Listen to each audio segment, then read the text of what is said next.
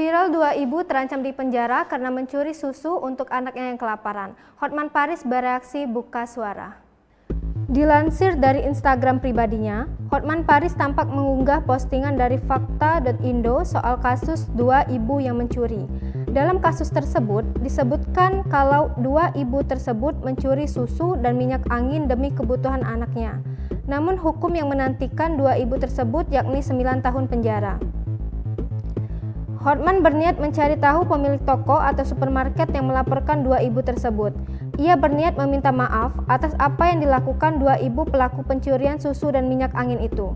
Hotman Paris juga memastikan bakal mengganti kerugian yang dialami pemilik toko. Dalam aksinya, banyak netizen yang mendukung serta artis senior Emma Worka ikut menyampaikan maaf mewakili.